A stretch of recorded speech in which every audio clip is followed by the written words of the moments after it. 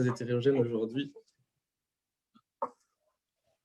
Et on a un public très hétérogène aujourd'hui et c'est ça qui va être présent. On va avoir de beaux échanges. Donc, nous, on va vous présenter tout le support que l'on a préparé aujourd'hui. Donc, n'hésitez pas, comme l'a dit Maëlle, si vous avez des questions tout au long de notre intervention à les poser. On pourra peut-être même intervenir en temps réel si c'est possible ou alors à la fin de ce webinaire, on pourra répondre. Et surtout, Patrick pourra répondre à toutes vos questions parce que c'est lui l'expert aujourd'hui. Donc, c'est vrai qu'aujourd'hui, on est vraiment très heureux d'être là, de venir vous parler de ce sujet des solutions d'encaissement, car bien entendu, on est une banque et c'est au cœur de notre métier, mais c'est au cœur de toutes les entreprises. Oui, alors comme vous voyez à l'écran, notre angle d'attaque aujourd'hui, ça a été vraiment de dire que l'encaissement, c'est au cœur du business model d'une entreprise. Donc vous êtes pour certains d'entre vous soit établis depuis un certain temps, soit en reconversion et en création d'entreprise.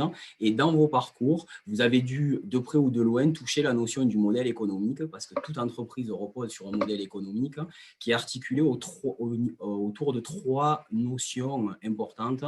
D'un premier côté, la proposition de valeur, et donc ça, c'est ce que votre entreprise va mettre en œuvre pour attirer des clients, des patients, pour distribuer son offre, pour fidéliser ces clients que vous aurez captés, puisque on sait que capter un client, ça coûte beaucoup plus cher que le fidéliser. Donc là, on est vraiment dans la dimension de l'offre quelque part. En miroir à la proposition de valeur, il y a la notion d'architecture de valeur. C'est ce que vous allez mettre en place au travers de vos compétences, des moyens techniques pour justement faire en sorte que votre proposition de valeur puisse avoir un écho auprès de la clientèle et donc, quelque part, que ça vienne servir à l'équation financière qui est la clé de voûte de toute activité économique puisque quand on se lance dans un projet entrepreneurial, l'objectif, c'est que l'affaire prospère. Et effectivement, l'équation financière, à ce niveau-là, c'est la croissance, c'est la rentabilité, c'est la solvabilité. C'est ces notions-là qui sont des notions cœur qu'on regroupe souvent dans la notion de trésorerie. Et on voit bien que le paiement rentre, et l'encaissement notamment, puisque là, on va vraiment se focaliser sur l'encaissement aujourd'hui, rentre en plein dans cette logique-là, puisque l'encaissement, il sert la proposition de valeur. Si aujourd'hui, vous êtes en écart avec ce qu'attendent vos clients, vos patients, on peut se demander si demain, ils continueront à utiliser vos services ou s'ils ne vont pas plutôt se diriger vers un concurrent qui, lui, répondra au mieux à ses attentes. Ok, Patrick, donc ça, c'est très clair. C'est vrai qu'aujourd'hui, on vit dans un environnement qui est en perpétuelle évolution, en constante mutation. Un constat, les Français sont ultra connectés. 60 millions d'internautes en France et 91% de la population. 75% de taux de pénétration des réseaux sociaux contre 58 en 2019. Ça veut dire qu'aujourd'hui, on a même des grands-mères qui vont aller sur Facebook, sur Instagram pour pouvoir suivre leurs petits-enfants. Un chiffre, 9 ans et 9 mois, c'est l'âge d'acquisition du premier smartphone en France, contre 12 ans en 2019. Il ne faut pas les oublier, eux, parce que ce sont vraiment les consommateurs de demain et il faut être prêt à dialoguer avec eux. Dernier point, la carte bancaire reste et est le moyen de paiement préféré des Français et on voit même de plus en plus qu'on utilise, moi-même je suis complètement adepte du paiement par mobile qui est lui-même un paiement par carte bancaire. C'est vrai qu'aujourd'hui, le paiement mobile n'est pas une réelle invention en soi. C'est une déclinaison ou en tout cas une virtualisation de la carte bancaire. Alors ça a été un choix qui a été porté par les établissements financiers, puisqu'on pourrait se passer de ce support-là, mais qui était un passage obligé pour permettre aux acheteurs, quelque part, de bénéficier de ce saut de confiance et de faire ce pas vers cette typologie de paiement qui était différente. Donc l'idée, Morgane l'a dit, c'est vraiment toujours en lien avec la notion du business model et quelque part en lien avec votre attractivité, c'est qu'aujourd'hui, quand on regarde cette information-là, on sait que Internet, ben, au final, c'est un média qui est vital pour les pros, qu'il est devenu ces dernières années et qu'il est encore plus sous l'effet de la crise Covid. Puisque le Covid et ce qu'on a vécu ces 2 dernières années, ou en tout cas cette année qui vient de s'écouler, ça a été vraiment un accélérateur ou un accélérateur de changement. Un exemple qui n'est pas abordé sur cette slide-là, mais juste pour l'illustrer, je ne sais pas si vous êtes des utilisateurs aujourd'hui du paiement sans contact, si vous êtes des adeptes, si vous êtes des réfractaires, mais le paiement sans contact peinait à se déployer. Et le Covid et l'application des gestes barrières a fait exploser son utilisation, ce qui a amené à augmenter son plafond d'utilisation à 50 € et à en faire un moyen de paiement qui est aujourd'hui un moyen de paiement plébiscité par les Français, alors qu'il y a 18 mois en arrière, c'était quelque chose qui pouvait être parfois un petit peu plus compliqué. Donc, quand on dit qu'Internet, c'est vraiment important, c'est dans le sens qu'aujourd'hui, ça, c'est une étude qui avait été menée par le groupe BPCE et certains chiffres qui nous ont été remontés, c'est que les Français, en général, ben, on va dire, ils sont 80% à utiliser Internet pour rechercher un professionnel. Donc ça, c'est la fonction de base. Donc ça, on verra que cette info, cet élément-là, il est vraiment déterminant dans l'environnement digital. Ensuite, ils utilisent Internet énormément, toujours, pour comparer. Je pense que vous retrouverez certainement dans ces chiffres, quand vous avez quelque chose à acheter, alors bien évidemment en termes de prestations ou dans la notion de commerce, c'est systématique, mais quand on rentre dans la notion également de l'entreprise, on va aller chercher, on va aller s'informer, en plus de comparer, on va aller chercher des avis. On a besoin quelque part puisqu'on est des humains, hein, on est des gens qui sont faits de chair, de sens, de sentiments, on a besoin quelque part de se rassurer et d'avoir de l'information. Et le chiffre qui vient après est quand même fort, puisque 96% des internautes sont influencés par les avis. Donc l'e-réputation, c'est quelque chose de fondamental et qui est parfois délaissé. Sur ce sujet-là, vous prenez aujourd'hui les avis que les clients peuvent laisser sur Google. Aujourd'hui, si vous êtes une entreprise et que vous êtes inscrit et référencé par Google, ben, n'importe qui peut laisser un avis, bon ou mauvais. Et c'est vrai que si vous ne vous en occupez pas, ben, cet avis-là, lui, il est visible. Si vous n'y répondez pas, il peut quelque part indirectement vous nuire ou en tout cas ne pas vous permettre de vous développer comme vous voudriez. Après, l'autre élément important, c'est que Internet, c'est un vrai moyen pour les Français pour entrer en contact avec un professionnel. 70% d'entre eux l'ont confirmé dans cette étude. Et ce qui va pour aller plus loin, c'est que bien souvent, c'est avec un professionnel local. Donc, en fait, on n'utilise pas ça pour aller éventuellement chercher un partenaire qui va nous proposer, qui va répondre à un besoin qu'on a loin. Ça peut arriver, mais on va surtout l'utiliser pour rentrer en contact avec un partenaire local. Et puis après, bien évidemment, la dernière brique ou la dernière composante de l'utilisation, ben c'est la partie achat, hein. C'est le e-commerce. En 2020, le marché du e-commerce en France, c'est 112 milliards. Progression de 22% sur 2 ans. Peu d'activités elles peuvent se targuer d'avoir une telle progression. Accessoirement, ce chiffre pour le B2B, parce qu'on pourrait se dire, si je suis mon activité, elle se fait à destination des entreprises. Pour le B2B, si ma mémoire ne me fait pas défaut, on est de l'ordre de 156 milliards. Vous voyez, donc en fait, c'est un vrai sujet qu'il faut aussi appréhender, si tant est que votre activité soit bien évidemment compatible avec cet aspect-là. Ok Patrick, donc on voit bien qu'aujourd'hui Internet est vital pour les pros et même incontournable. Mais qu'est-ce qui est essentiel pour avoir aujourd'hui une bonne communication digitale?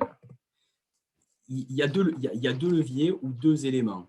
Alors là, pour l'instant, on crée peut-être un peu de frustration parce qu'on ne parle pas encore d'encaissement, hein, qui était le sujet de la réunion, mais c'est vraiment important qu'on déroule cette séquence en amont pour vraiment se positionner et planter le décor et qu'on soit tous bien conscients de l'univers dans lequel on évolue. Les deux leviers ou les deux piliers, c'est être présent et être communiqué. être présent là où vos clients sont. Et comme on l'a vu sur la slide précédente, vos clients, ils sont bien évidemment partout en France, mais ils sont surtout sur Internet. Et ils sont surtout sur un moteur de recherche qui truste la majorité du trafic, qui est Google. Donc, moralité, si vous devez, pour être présent, ben on va voir qu'on va rentrer dans la notion de site Internet, concrètement. Ça peut être une page ou autre.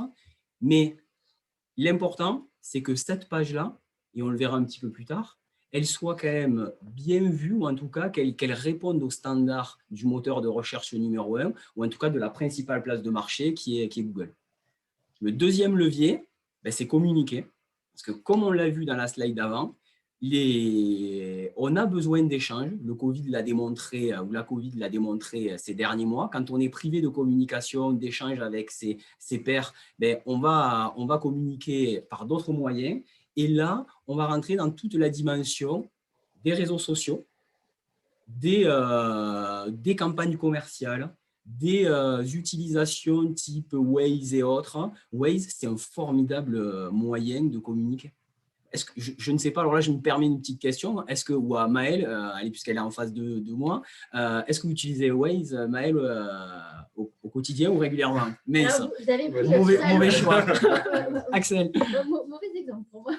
Oui, Axel, voilà. Bon, du coup, j'avais pas reconnu, c'est pour ça que je n'avais pas reconnu le petit bibus. Oui, le petit picto. Mais pour ceux qui utilisent Waze, en fait, vous aurez certainement remarqué que quand vous cheminez sur votre trajet, à certains endroits, vous avez des petits pins qui apparaissent et qui viennent mettre en évidence une entreprise, un magasin, une salle de sport. Mais ça, c'est des choses qui peuvent être gérées au travers de dispositifs spécifiques et c'est des moyens de communiquer, c'est des moyens d'être visibles. Très bien. Donc, si j'ai bien compris, pour résumer, les leviers essentiels sont 1. Être visible avec un site Internet. 2. Avoir un site marchand si je vends des produits ou des services. 3. Être bien référencé sur Google, qui est incontournable aujourd'hui, au risque de ne jamais apparaître dans les recherches clients, c'est ça? Si on tape mon nom, si je ne suis pas bien référencé, je ne vais pas apparaître en premier lieu. Alors, si on tape ton nom, tu apparaîtras certainement en premier lieu, parce que des Morgan Lavallée, il n'y en a peut-être pas des dizaines de milliers. Maintenant, si tu tapes un mot-clé comme diététicienne ou autre, ou sophrologue, ou quelque chose comme ça, mais là, tu vas te heurter à tous tes confrères. D'accord, sur la place. C'est celui qui sera le mieux référencé qui apparaîtra. Exactement. Okay. Exactement. Ok. Et pour finir, donc, c'est les campagnes de communication avec Waze, Facebook voilà. ou Instagram. Là, on est sur une autre dimension. C'est vrai que c'est peut-être un peu moins aujourd'hui perceptible ou c'est peut-être moins utile dans vos activités telles que vous les avez présentées. Mais là, l'exemple concret, vous avez une boutique, un magasin, ça peut être un magasin de vêtements ou alors un magasin de produits alimentaires ou autre. Vous avez votre clientèle, mais il existe aujourd'hui des services qui permettent d'adresser sur un ou différents réseaux sociaux de l'information à destination de votre communauté et de vos clients. Vous avez rentré un nouveau produit, vous voulez faire une campagne commerciale, vous pouvez soit faire un adressage sur des clients ciblés par un partenaire, et là on est sur de la communication SMS. L'idée c'est j'investis, admettons, 1 000 € dans l'objectif de faire revenir 100 personnes dans mon magasin et donc d'en retirer 20 000 à la clé, ou alors tout simplement de rassurer on va dire, de gagner de nouveaux clients. Ok, merci Patrick. Donc bon, maintenant qu'on est au top sur la communication digitale, on a beaucoup de clients, beaucoup de patients. Mais pourquoi s'équiper de solutions d'encaissement? La solution d'encaissement, on l'a vu, donc elle est au cœur de votre business model et elle va être aussi au cœur de l'expérience client. Alors bien sûr, le premier point, et vous en avez parlé les uns et les autres dans votre présentation, et je vous en remercie, c'est quelque part, c'est pour vous, c'est d'optimiser vos encaissements et c'est aussi de le simplifier. C'est de proposer quelque chose qui soit efficace, qui soit sûr, qui soit dans la mesure du possible garanti. Okay. Excusez-moi, Garantie, pourquoi garantie? Garantie aujourd'hui, si je prends le cas du chèque, qui peut être très employé dans vos activités, encore une fois, ce n'est peut-être pas des activités qui sont ultra sensibles à la fraude, mais il faut savoir que les délais de contestation sur un chèque ou le délai d'impayé peut être très long en cas de contestation de signature. Bien évidemment, s'il y a une problématique de prévision, vous le saurez une fois que vous aurez encaissé le chèque, et donc vous aurez, on va dire, délivré votre prestation. Vous aurez encaissé le chèque qui est quand même un moyen lourd à manipuler puisqu'il va falloir que vous rendiez dans votre agence bancaire pour le déposer. Donc, ça veut dire que soit vous y allez après votre journée de travail, soit avant, soit que vous cassez votre journée de travail pour aller à la banque et déposer ce chèque. Donc, ça n'a aucune valeur ajoutée. Et en prime, vous avez potentiellement le risque qu'une fois déposé, il se solde par un impayé. Oui, voilà. En cas d'impayé, le délai pour qu'un chèque revienne impayé, c'est 15 jours. Et pour défaut de signature, on est entre 50 et 60 jours. Oui, donc c'est, encore une fois, l'objectif, ce n'est pas d'être alarmiste, mais en tout cas, c'est d'en être conscient. Et quand on rajoute ça au coût que ça peut avoir sur la trésorerie au travers du délai d'encaissement, voire du temps que ça consomme, mais forcément, c'est un moyen de paiement qu'on peut rapidement remplacer et efficacement par autre chose. Après, c'est aussi un moyen de gagner du temps. Parce qu'à aujourd'hui, vous avez parlé tout à l'heure de la carte bancaire. Payer ou encaisser par carte bancaire, c'est quelque chose de très rapide. Très rapide à l'acte, vous le voyez dans votre vie de tous les jours. Remplir un chèque, ça prend un peu plus de temps, si on reste toujours sur cet exemple-là. Et puis après, c'est aussi la notion d'améliorer l'expérience client, l'UX, dans le monde des initiés. Et ça, c'est quelque chose d'important. Parce qu'à aujourd'hui, les gens, ils ont des habitudes et ils aiment retrouver leurs habitudes. Concrètement, si je prends mon cas personnel, bon, je me déplace, j'ai mon téléphone, ma carte bancaire, c'est tout. J'ai jamais mon chéquier. Donc, si je dois venir à votre rencontre, vous régler, j'aurai une problématique, je ne vais pas pouvoir vous payer. Donc, au final, ça va créer une frustration pour vous, ça va créer une frustration pour moi. Et la fois d'après, si j'ai le choix, j'irai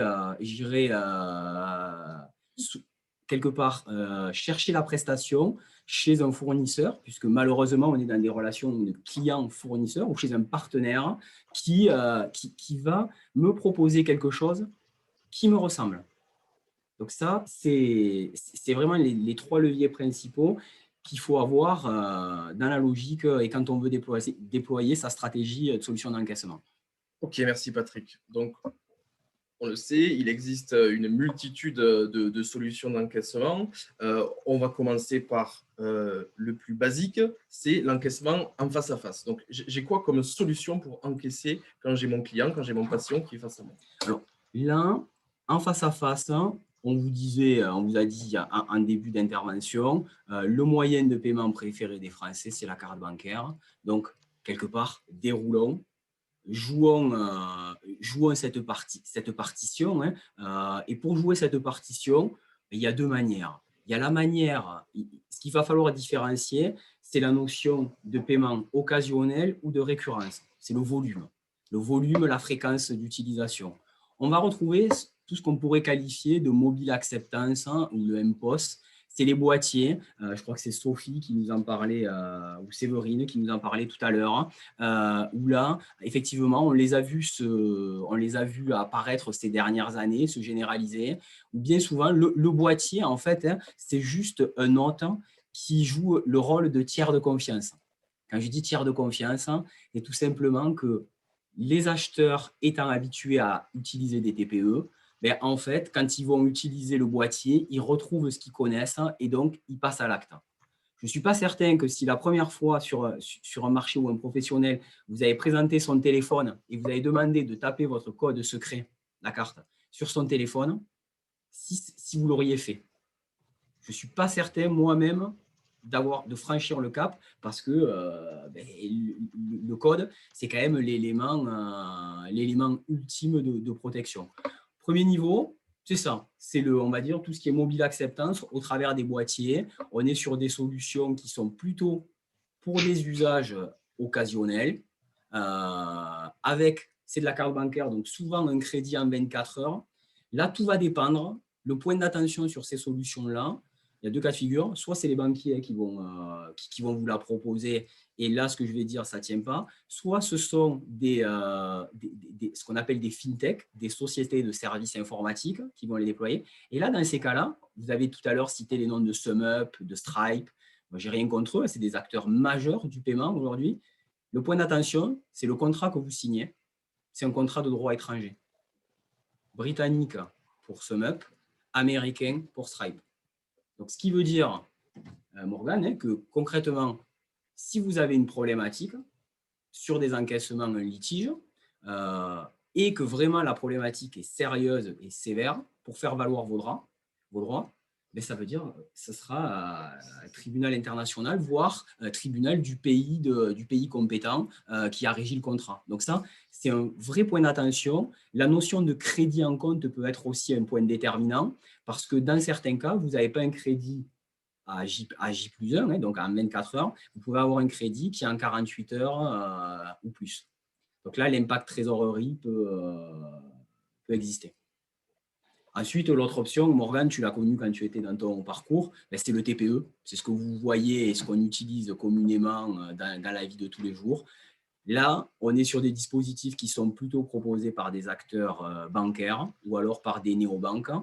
On est sur quelque chose, sur des technologies plus robustes et qui permettent à aujourd'hui d'aller un petit peu plus loin en termes d'expérience client, puisque vous pouvez, en plus de proposer l'encaissement au travers des principales cartes bancaires, vous allez pouvoir proposer des paiements avec des cartes privatives, American Express. Alors là, on a UnionPay pour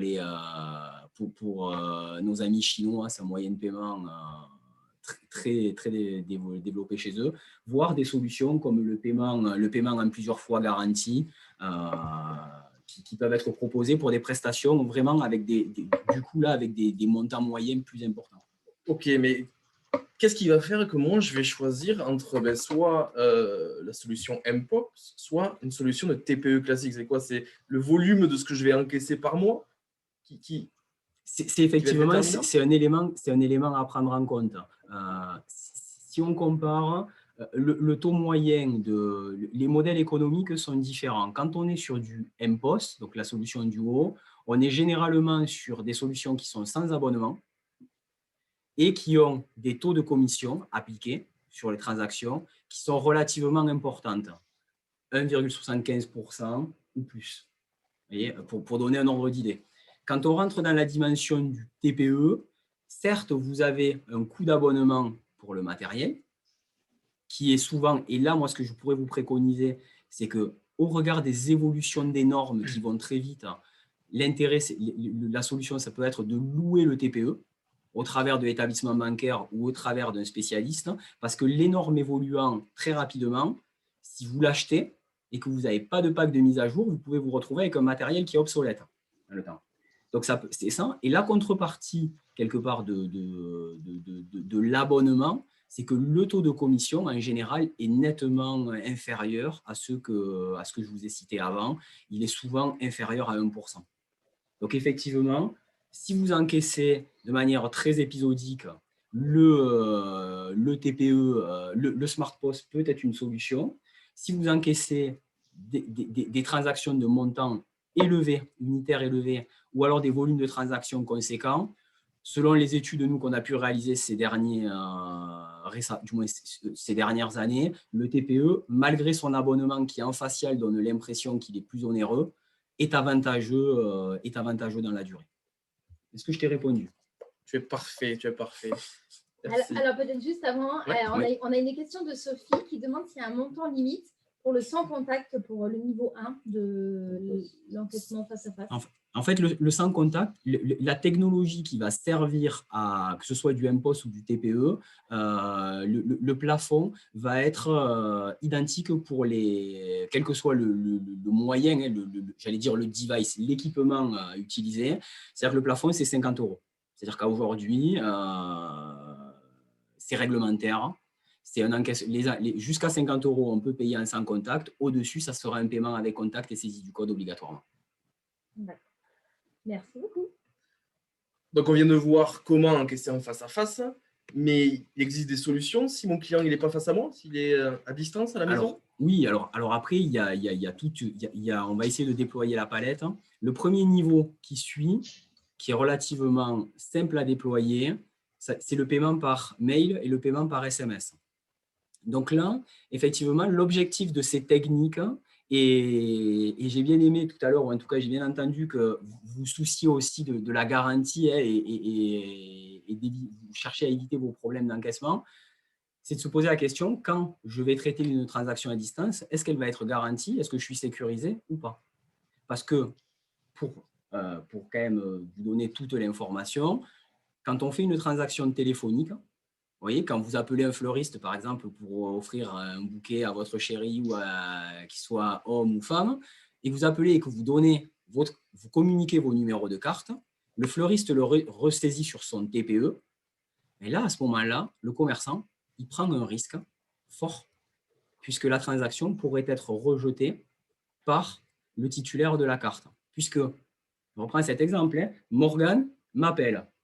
Donc, il veut offrir des fleurs. Il m'appelle, il me dit « Bonjour Patrick, je voudrais un bouquet de fleurs, c'est quel prix ?» Donc, il est très amoureux, donc il va partir sur 50 roses. Combien ça coûte 50 roses, Morgan? 100 euros? Allez, on va dire 100 euros. Et donc, à ce moment-là, moi, je lui dis, c'est 100 euros. Il me dit, OK, bingo, vous les livrez à ma chérie qui habite à tel endroit. Et moi, je vais lui dire, OK, comment on procède pour le paiement? Ah, mais là, je ne peux pas passer. Donc, je vous donne mes coordonnées carte bancaire. Vous allez les saisir, puisque c'est monnaie courante dans cet univers-là. Donc, moi, je me dis, OK, j'y vais. Il me donne les numéros de carte, je les saisis. Le TPE fait une demande d'autorisation. Il y a des fonds sur le compte. Le TPE me dit, c'est bon, Patrick, la transaction est acceptée.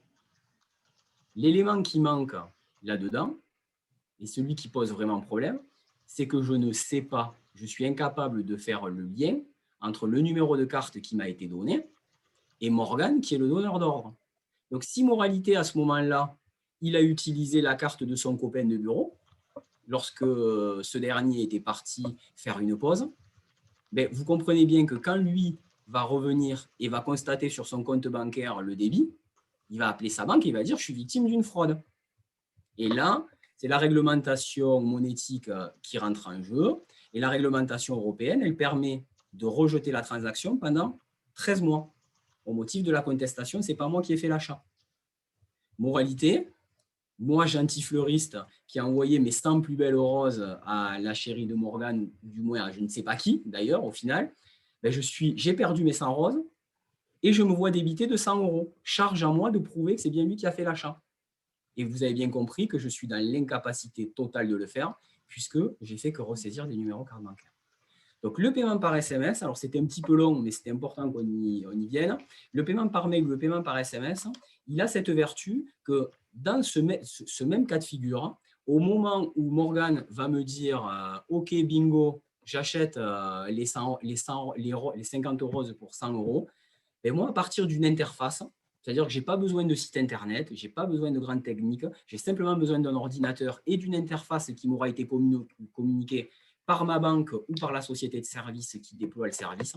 Mais je vais aller sur l'interface, je vais saisir son adresse mail ou son numéro de SMS, je vais mettre le montant de la transaction et je vais lui envoyer un email. C'est ce qu'on voit à l'étape 2. Alors là, on a pris le choix de matérialiser l'email, hein, mais ça pourrait être un SMS. Et à réception, ce que va faire Morgane, c'est qu'il va cliquer sur le lien et il va se retrouver à l'étape 3 sur ce qu'on connaît tous en fin de parcours de paiement sur un site internet. C'est-à-dire qu'il va sélectionner il va choisir sa carte bancaire, il va saisir ses numéros de carte, il va procéder au paiement, il va s'authentifier, puisque là, dans ces cas-là, il y a une authentification forte qui va se faire à l'instar de ce que vous connaissez, toujours pareil quand vous achetez en ligne, soit la réception d'un code SMS à ressaisir, soit d'une donnée personnelle.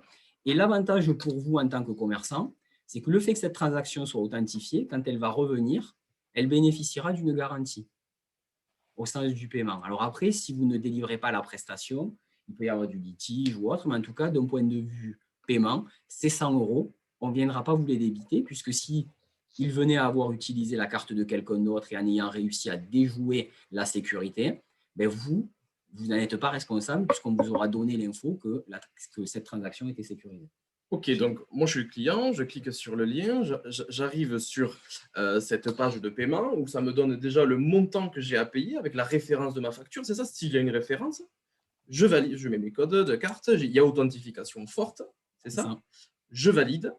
Et toi, professionnel, c'est quand tu es au courant que j'ai payé? En fait, en temps réel, si je suis dans l'interface, je vois directement sur l'outil si la transaction elle a été payée ou pas. D'accord, donc Et donc, je peux délivrer. il y a un applicatif qui Oui. est uniquement dédié à cette solution. Exactement, c'est un applicatif. Donc, en fait, vous y connectez. Hein, c'est un espace privé sur Internet. Vous avez vos codes, vous vous connectez et vous pouvez gérer vos transactions, voir celles qui ont été payées, celles qui ont été refusées. Quand elles sont refusées, quel est le motif du refus? C'est pour un type de provision ou autre.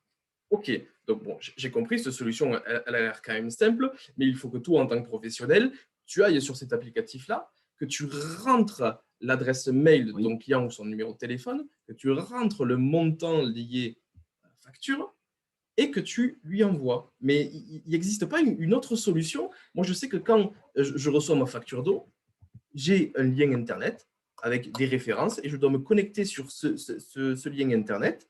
Je mets le montant de ma facture avec ma référence client et je paye. C'est quoi ça? Ça, c'est l'étape d'après, c'est le paiement par formulaire. Le paiement par formulaire, il se décline de différentes manières. La manière la plus light, c'est on est dans le même esprit que le paiement par mail.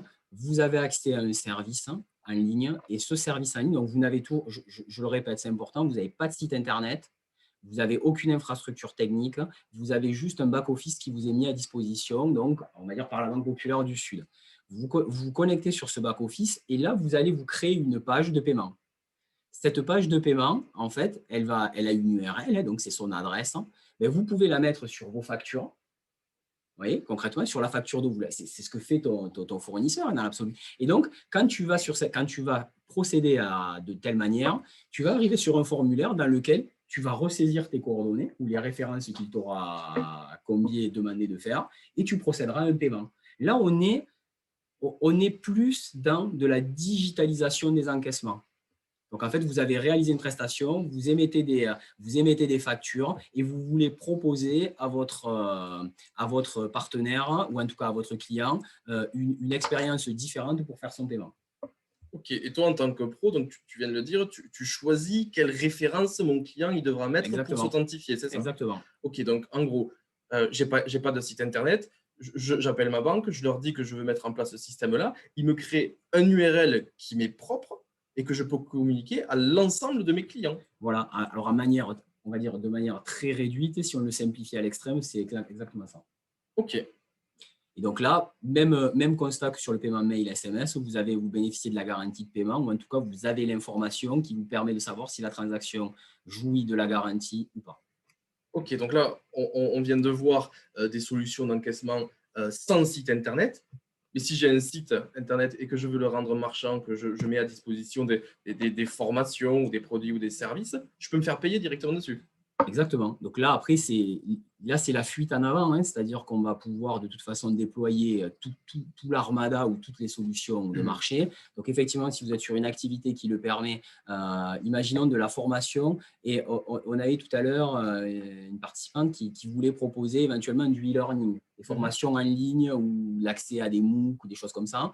Mais là, vous pouvez effectivement, si vous êtes sur des prestations qui sont standardisées ou sur des modules qui ont un tarif qui rentre dans une logique de catalogue, hein, produit, mais vous pouvez déployer un site, vous pouvez et vous devez déployer un site marchand sur lequel la personne en toute autonomie pourra, une fois que vous l'aurez enrôlé, choisir sa formation et la payer en ligne directement. Et là, on est sur ce qu'on connaît partout, toujours, quand on va acheter des chaussures, des prestations, quelles qu'elles soient. Ok, donc si moi j'ai un site, je peux aller voir ma banque ou un prestataire et lui demander de le rendre marchand.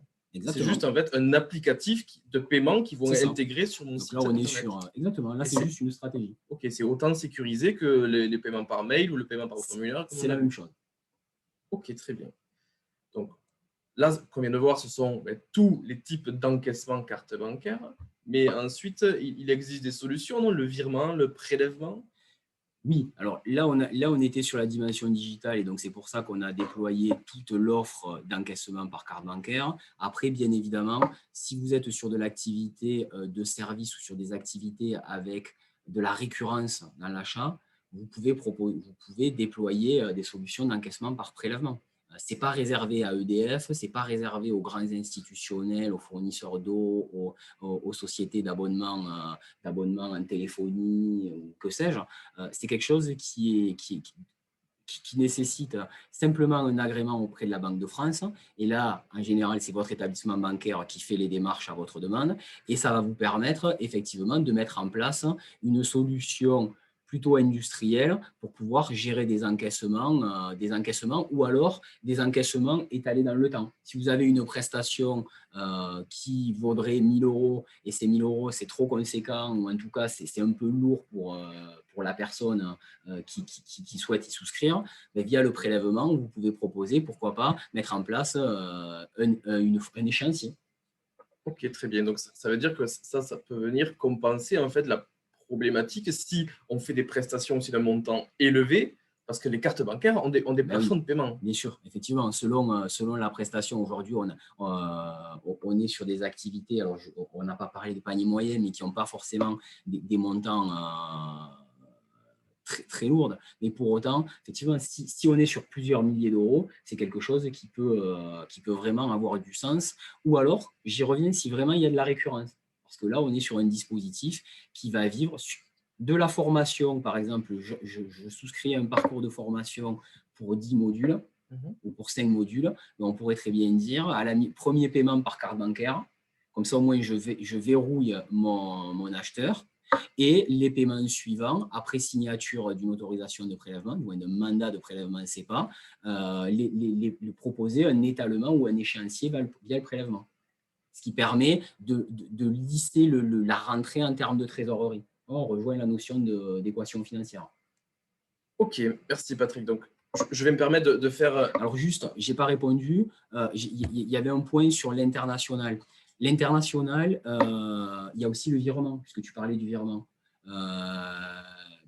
Pour la participante qui se posait la question de quand je vais signer des contrats avec des écoles qui sont à l'étranger, alors soit vous pouvez proposer un paiement par carte, c'est une possibilité, soit vous pouvez carrément lui demander, et c'est peut-être au départ la meilleure des solutions, un paiement par virement bancaire. Ça sera un virement international, ça c'est possible, et vous au moins à la réception des fonds, il n'y a pas de souci, vous pouvez assurer votre prestation.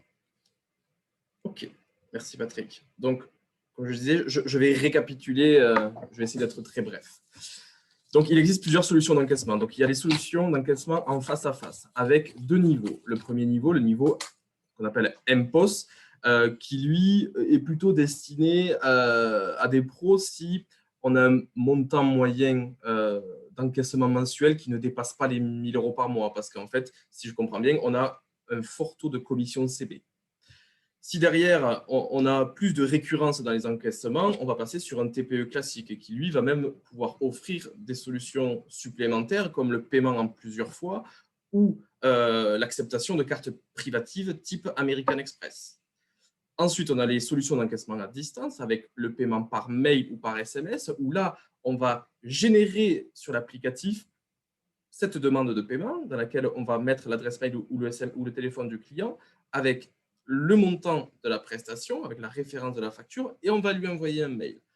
Sinon, il y a le paiement par formulaire où, en fait, on va juste intégrer une URL dans notre facture et c'est le client, le patient, qui va se connecter à cette URL et qui va rentrer le montant de sa prestation avec la référence de la facture pour faire le paiement.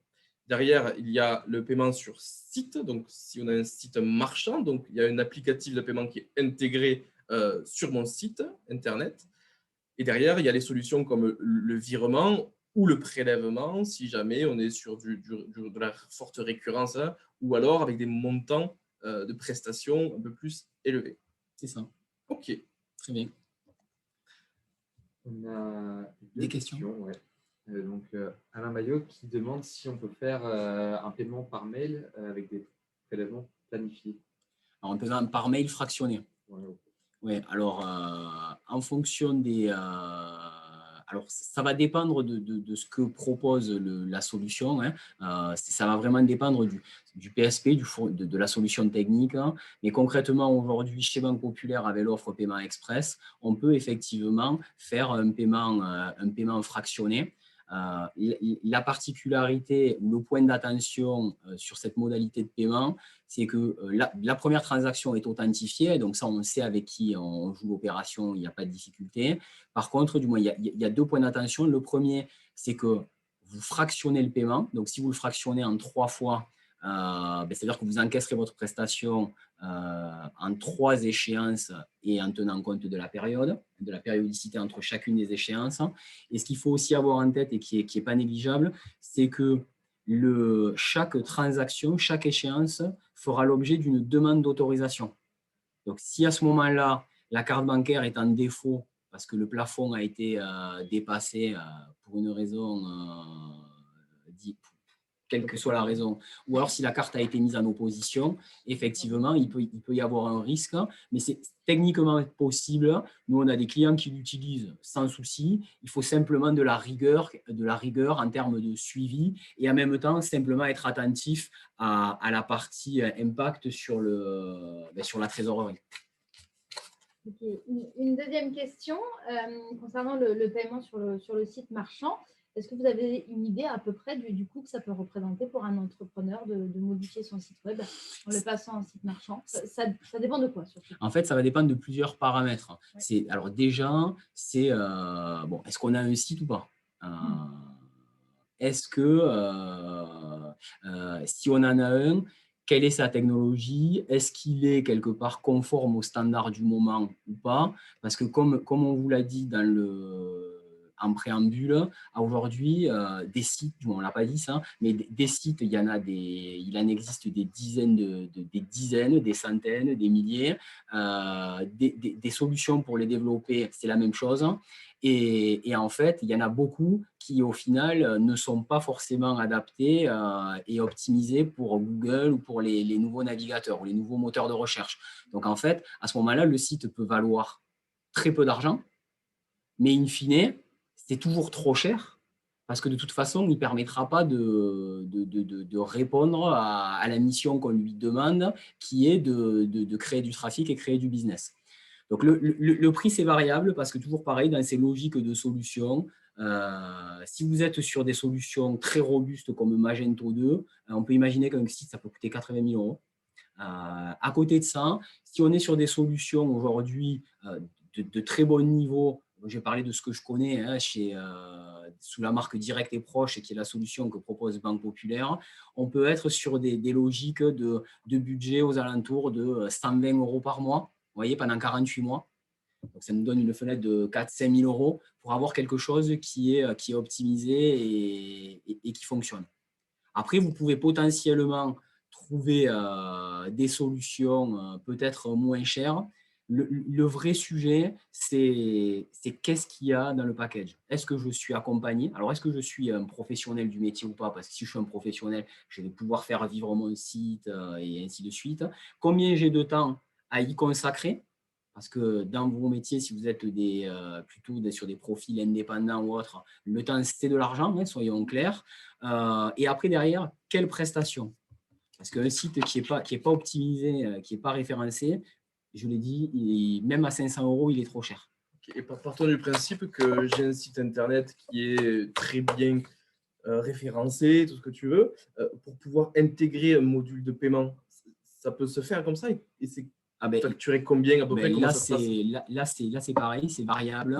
Le prix moyen sur le marché, alors il y a deux choses aujourd'hui, il y a 2 types d'offres, comme pour le paiement en proximité qui se confrontent. Il y a l'offre des fintech. Tout à l'heure, on parlait de Stripe. En général, c'est des offres sans abonnement, en tout cas sur les niveaux de base, mais avec des niveaux de commission plus élevés. Et après, il y a des offres éventuellement déployées par les acteurs bancaires, où là, dans le même esprit, on va retrouver un abonnement qui va souvent varier entre 15 et 30 € par mois et des niveaux de commission qui sont nettement plus serrés et plus ajustés. OK. Ça, c'est pour tout ce qui est brique de paiement, c'est ça. En ligne avec mail, SMS. Exactement. Ouais, là, on était sur le site marchand. Ah, C'est le ça. site machin. Oui, mais le d'accord. paiement en ligne. Après, quand on est sur des solutions comme si on va sur des logiques comme la solution paiement mail SMS, hein, aujourd'hui, en général, on est sur des abonnements qui sont de l'ordre de 10 € par mois, s'il y a des abonnements, hein, et avec des frais d'inscription qui sont réduits. Et une commission CB, pareil, qui est ajustée. Alors là, c'est difficile de faire une généralité puisque les prix peuvent varier d'un établissement à l'autre. D'accord. Ce qui signifie que le professionnel doit avoir un compte bancaire professionnel dédié à son activité, parce que sur le compte bancaire personnel, on ne peut pas appliquer ce genre de méthode. Oui, c'est ça. En fait, c'est la limite d'utiliser un compte de dépôt particulier pour une activité professionnelle. Ce compte de dépôt particulier ne permettra pas, en un, d'avoir des financements professionnels et en deux, ne permettra pas de pouvoir avoir des solutions comme celle-là et de pouvoir développer toute la partie monétique et solutions d'encaissement.